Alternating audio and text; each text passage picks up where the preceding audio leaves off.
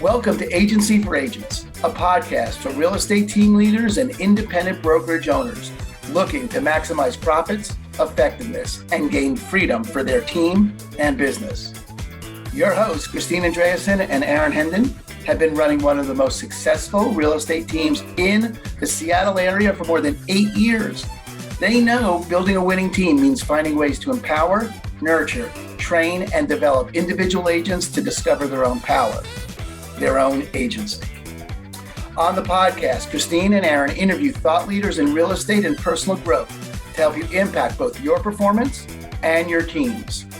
We know it takes a lot, and leaders and brokers that crack that code reap the rewards of success greater than any they could ever achieve on their own. All right, let's talk about Nick Good. He's the team leader of the Good Home team, right? And he's the co-host of the only real estate podcast worth listening to, which I don't agree with. But nonetheless, he is the podcast host for the only real estate podcast worth listening to. We have thought about that. All right.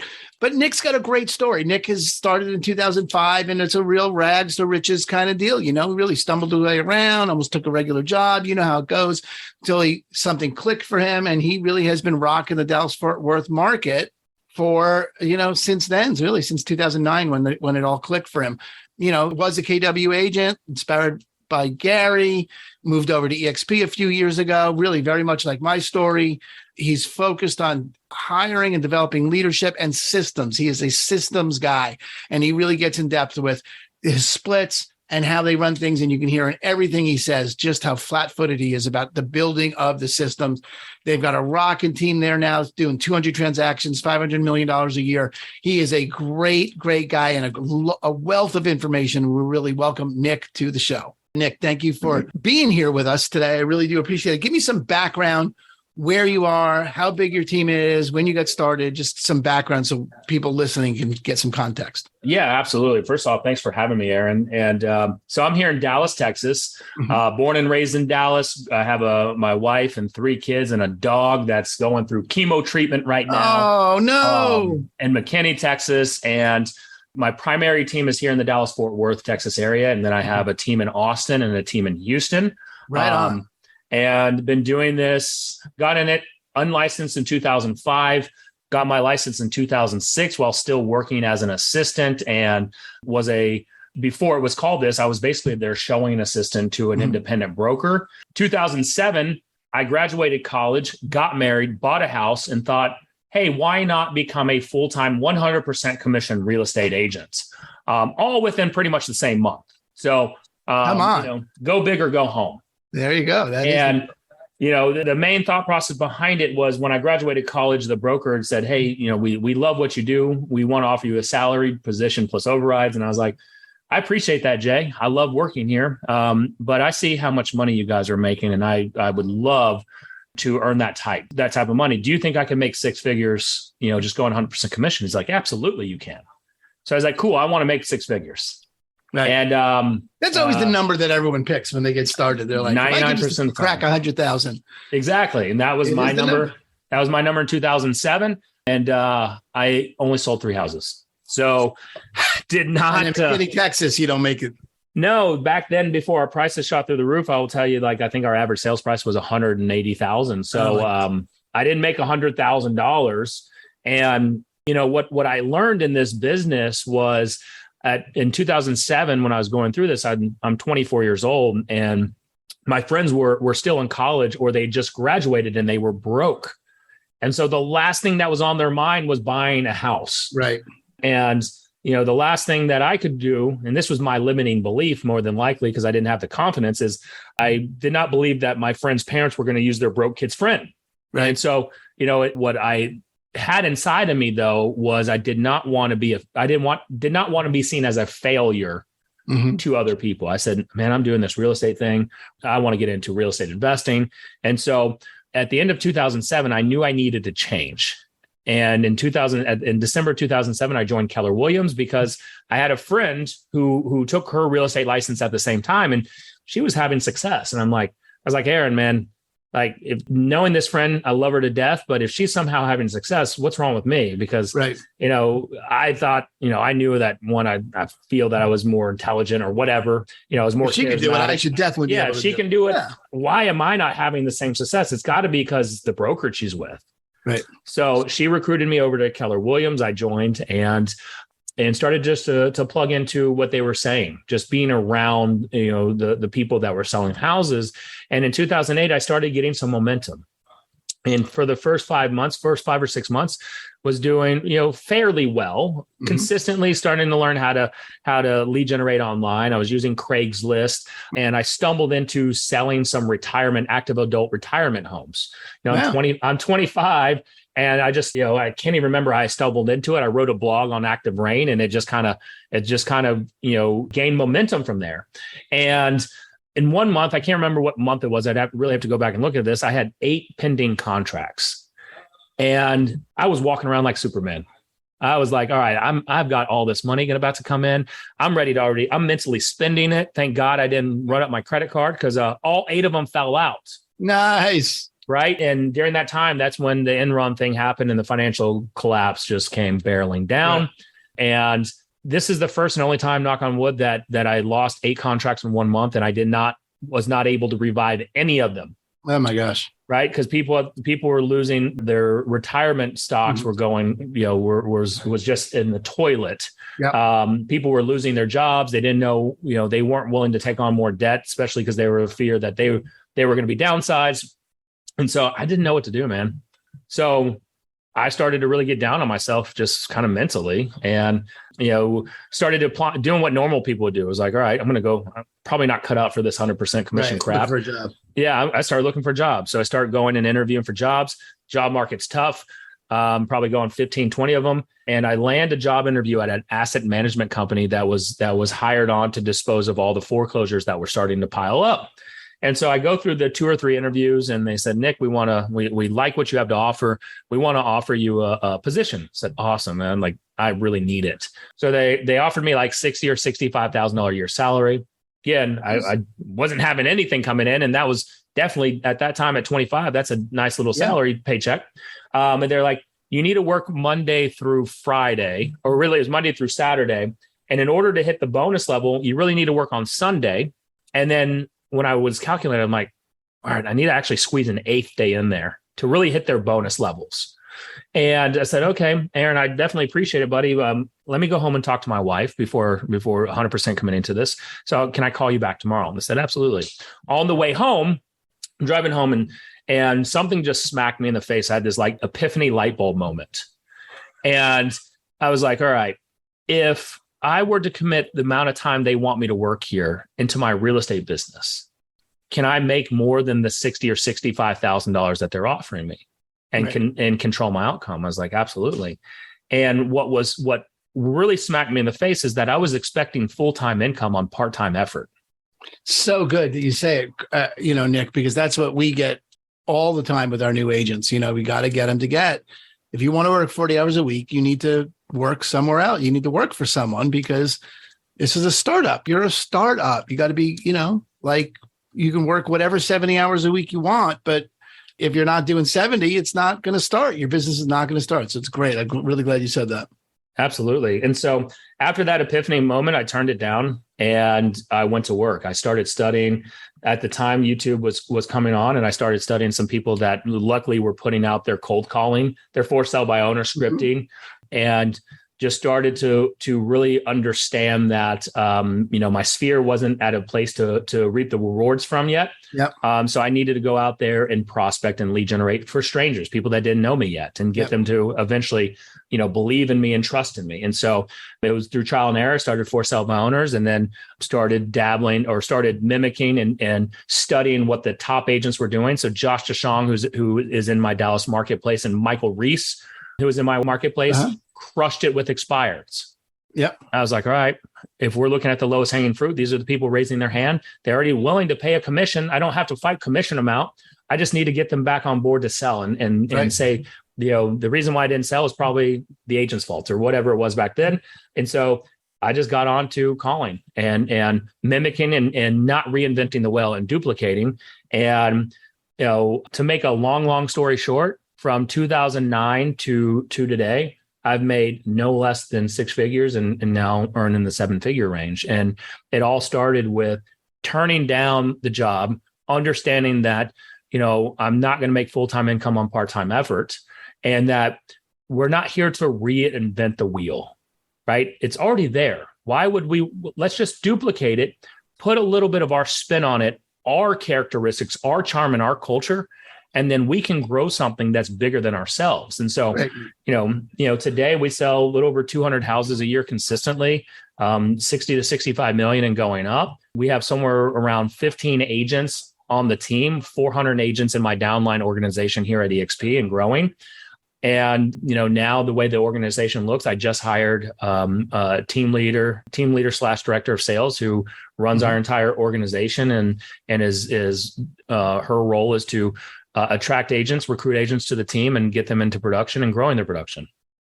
Fabulous. That is dynamite. That's a great story. And I really do appreciate you going through the history of that, because that's, I think for a lot of team leaders watching or listening, that's the kind of conversation that we get to have with our new agents is, the thing about expecting, full-time pay off part-time results, and what is full-time and what is part-time, especially in the beginning. What are you expecting? So talk to me a little bit about, the 15 people. Are they listing agents, showing agents, same? Everyone does everything. Tell me about how they get paid. What's the deal? Yeah, absolutely. Great questions. So I'm going to take you backwards in order to then take you forwards. Okay. So when I started the team, it was just me. It was just me and my brother. And as we grew and started getting success, is that we ran a traditional real estate team, meeting my agents that came aboard could only work one specific group, which was buyers. I was the listing agent. My agents that came aboard would only work the buyers. If their buyers needed to sell, I would work that listing and they would not get paid on it. That worked in the beginning, right? Because I didn't know what I didn't know, and I had to learn and evolve and grow.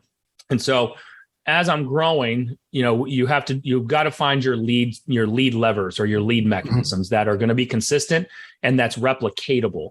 You don't have a business or a system unless it's duplicatable by others. Yeah. So if you stepped out, Aaron, and it all falls apart, then you don't have a business, man. Right. And so in the first, from 2009 till 2015, it wasn't a business. It was me, everything revolving around me. Yeah. Right. I was the sun. If I went out, if my flame went out, the whole business goes under. And so, as I'm running 3 to 5 listing appointments a day, because our lead generating mechanism, our bread and butter has been expired listings. What I came to a conclusion on is that, one, I was starting to lose talented agents that wanted to list properties. Yeah. And I was like, well, no, you can't do that. That's my job. Right. And now you're affecting my pay. So it was a very greedy and selfish model. Mm-hmm. And the light bulb moment on that is, as you grow into these roles, you'll start noticing there's always a light bulb moment that smacks you in the face. Usually it's painful and it's not always fun to experience at the time, is that I started losing talented agents that were going elsewhere and having success. Yeah. And it was all because I was restricting them and not allowing them to grow and flourish under our team. Yeah. And so 2015, I went from a standard model to our agents, what we call the hybrid model, where our agents could work both sellers and buyers. And we've evolved into that ever since. We've never changed it. It's been an amazing tool, an amazing system. And so it works like this. So when our agents come aboard, on the buy side, our commission splits are 40% to them. Mm-hmm. If it's a team generated lead, 60% to the house, right? If it comes from an open house from their past client or their database, it's a 50-50 split. Great. Right? We used to have increasing splits and everything else like that. What we've noticed in the past is that we need to keep our cost of sale between under 55%. Our job as a team owner and our responsibility, especially if we have employees, is to maintain profitability. And also as a team owner, we're not here to make less money. We're here to also enjoy and reap the rewards of helping grow and develop our future leaders. But we're also here to do it profitably. Not a nonprofit. And so I see a lot of teams that come in and they start to overpay commissions. And the only way that team is profitable is because they're not profitable because of the agents. They're profitable because the team lead is still in production and they're doing all the production just to survive. And so I always warn people is like, just be careful on how your splits are. Don't sell on splits. Don't sell on leads. Sell on the value and the growth and the leverage that you could help get them. Great. And so 40% to the agent on the buy side, 50-50 if it comes from their sphere, open house, or past client. On the listing side, we work it a lot different. On the listing side, it's 25% to the agent if it's a team-generated lead, or 35% to the agent if it comes from an open house, past client, or from their database. And the reason why these splits look different is because once our agents take the listing, they're 99% hands off. Right. Our listing department does the rest of the work, meaning from the day the listing agreement is signed here, they upload it in our system. Our listing coordinator calls and reaches out to the client, thanking them and re-solidifying the great decision they made in hiring us and the Good Home team of getting their property sold. Then we scheduled the photographer who's on staff. We have an on-staff photographer and videographer. He takes the sign and lockbox out. We'll take the photos and videos of the house, and then we list the property. Now, once we put it on the MLS and start marketing the property, our agents can elect to do open houses, or they can open it up to the rest of the team for the team to get the open house opportunities on it. From there, once we get an offer, our licensed negotiation expert takes the offer, presents it to the client, and then goes over, whether we need to counter it back, or is it something that's acceptable? Is it a great offer right now? So she will take it either through counters, negotiations, or acceptance stage. Then her job is also to get it through the repair negotiations, because a lot of times, especially as we're coming back into a more normalized market and more inventory coming on, one of the number one reasons why terminations were to happen once a property went under contract was over disagreement and repairs. And so her job is to get it through that, and then also to get it through closing. And then our agent shows up to closing, and they have already prepped the client, and we've already prepped our client on this. Aaron, they're going to ask for three things when they get to closing. They're going to say, Aaron, when we get there, first off, I want to make sure you have a big smile on your face, because, buddy, you're going to get a big old check deposit in your account, and that's going to feel really, really good. So when I get there, I want to make sure you're looking good, comb your hair, wear your Sunday best if that's the case. And because we're going to take a photo for evidence of success. We want to let everyone know that we didn't just say we're going to get the job done. We got the job done. Yeah. So we're going to take a photo, possibly a video testimonial interview. Then we're going to ask for two things. We're going to ask for a review, because we want to make sure we reach out to a lot of clients like yourself who may not have known about the Good Home team in the past. So we want to make sure that our current and past clients are showing, what our reputation. So if you can leave us a 5-star review, if it's anything less than 5 stars, please let me know so we can correct it and make it right. And then the last thing that we're going to ask for is we want to work with more clients like yourself. And when you make a move like this, you're going to become hyper aware. People around you are going to become hyper aware and may already probably consider making a move. So we want to work with your referrals. We want to work with people that's in your network that know, like, and trust and love you, so that we can deliver the same results or better. Is that something that you would be okay with doing? Absolutely. And so our agents show back up at closing, do those 3 items, and awesome. That's the focus, right? And so Great. The other thing as we get into a more normalized market, is our operation and listings team also does the price adjustments talk. Because a lot of times, as you've seen, if you're newer, or most agents in this market have been in the business, don't know about price adjustments. They're like, "What is that?" What do you mean? Yeah, sell it a week. What am I supposed to? Yeah, so they don't know how to properly do it, and we built our business throughout the recession. Yeah, it's great. I mean, and you can hear in your speaking, Nick, the degree to which it's systematized, it's flat, there's no questions. When you open a satellite, this is how it's done. And that makes a big difference in the culture, because agents are now not stepping into an experiment.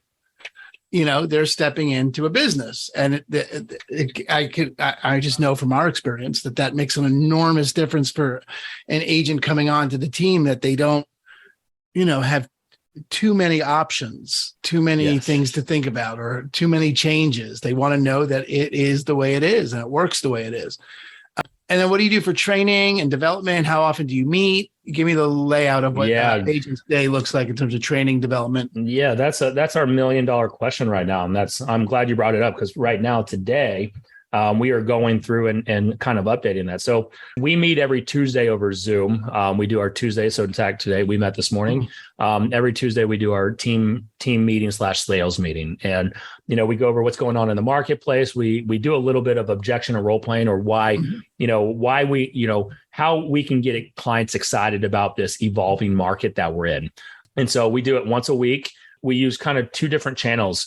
We use Facebook groups. So we have a Facebook internal group that all of our agents in. And then we're starting to transition back over to Slack, because we're starting to get more younger agents on our team. And what I'm noticing is that the young 20-year-old agents, they're not on Facebook. Right. And so we're losing a way to get our messages out to them, to get them to plug into our team trainings and our team culture. So we're just trying to meet them where our agents are. So we're bringing Slack back in. The way that it works right now for onboarding, it's not as clean as we would like it. So we're always looking at improving. And so right now, the way it works is we use Loom, Loom. And so I have a 17-part video series that our agents go through in the beginning, just to learn our systems and processes and our lead generation system website, which is Boomtown. And from there, after that, then we jump either on a Zoom or in person to go over, how we do our scripting, our sales processes and techniques and objection handling. So what we're looking at probably trying to go to is something more of a learning-based platform.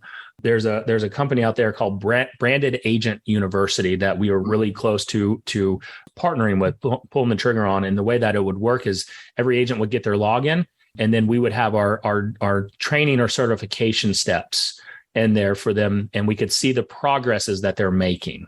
And so every agent that joins the Good Home team has the opportunity to become a certified home buying and a certified home selling advisor through the National Association of Expert Advisors. So that's one. Great. That's one way. Yeah, right. Yeah, Michael Reese and Jay Kinder. And because of our partnership with them, everyone gets access to our certified home selling and certified home buying advisor certifications. And so that's moving forward. That is going to be our continued onboarding training, so that our agents can show they're the experts in the marketplace.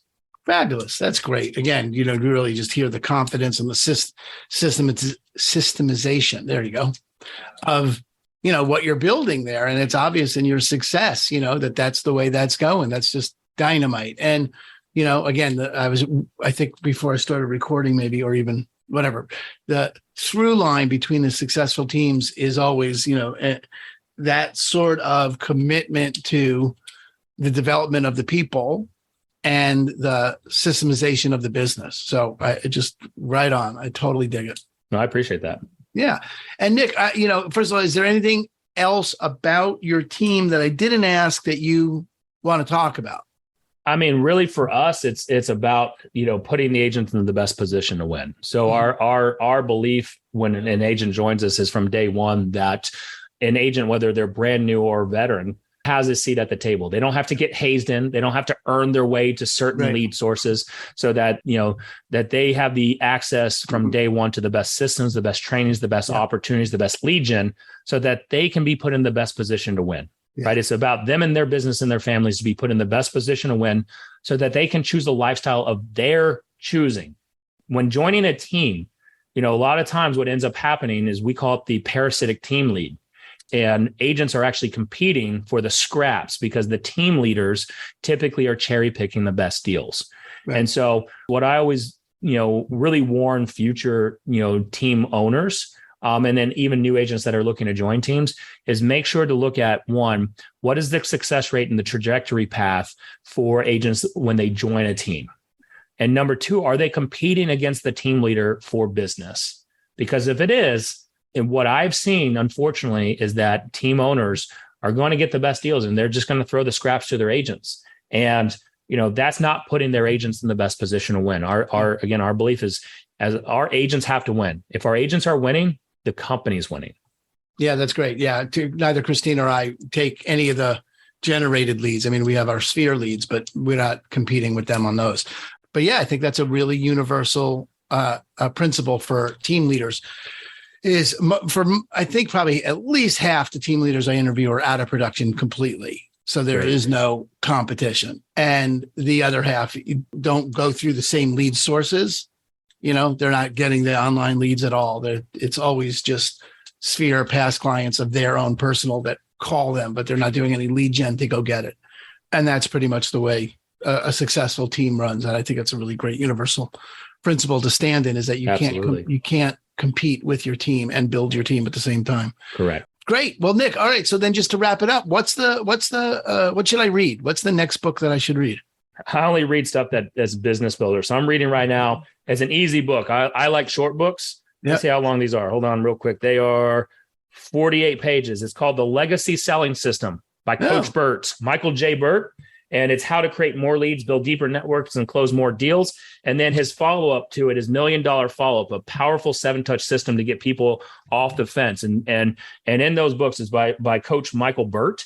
And in that, he talks about that as real estate agents and sales professionals, we are leaving millions of dollars on the table by our follow-up or lack thereof, and not providing value when we're with our follow-ups. When we're making our follow-up calls and we're lead generating, it's to be intentional. And it's intentional to bring them into a conclusion, and a conclusion of them hiring you or not at that moment.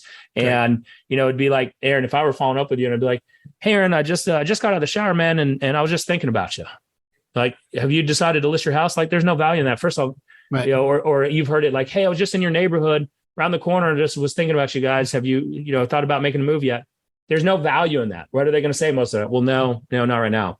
And so it's finding ways to create value when saying, hey, Aaron, it's Nick Good with the Good Home Team here. Man, I was just wanting to touch base with you, see how you guys are doing. If you're ready to make that move yet. The market is starting to shift, but we want to make sure that we really capture your equity gains. And, there's two things. I was just thinking about you on selling this house. And also I wanted to invite you. You'd mentioned that you were interested in investing. We're running an investment webinar series on Wednesdays of how I've acquired over $100 million of asset holdings and have 6 figures coming in residual every year from that. So two things, like, where are you guys on wanting to sell that house? Or are we ready to make a move on that yet? And then whatever the answer is, and then if I can get you on this investment training webinar that I hold on Wednesdays, I can only get 100 people on there and it fills up fast. If I could hold 2 spots on there, would you commit to showing up Wednesday at 10 a.m. or whatever it is, right? And so we always go with an invite because we want that reason to follow up after and continue. And it's always inviting and providing value. Most agents don't provide value, and then we just, we're not a valuable resource to our clients then. Yeah, it's great. Nick, really great advice. And I appreciate the book referral. So give me something to check out next. Fabulous. Absolutely. Thanks for having me on, buddy. Yeah, man, Nick, thank you so much for being on the show. I really appreciate your time, and have a great time out there in Texas. Keep on kicking ass. Yes, sir. Thank you for tuning in to another episode of the Abundant Life Podcast, brought to you by Christine & Company and eXp Realty, the global online brokerage powered by top agents and cutting-edge technology. If you liked what you heard, consider subscribing wherever you listen to podcasts. Your hosts have been award-winning brokers Christine Andreasen and Aaron Hendon. For more on them, visit christineandcompany.com.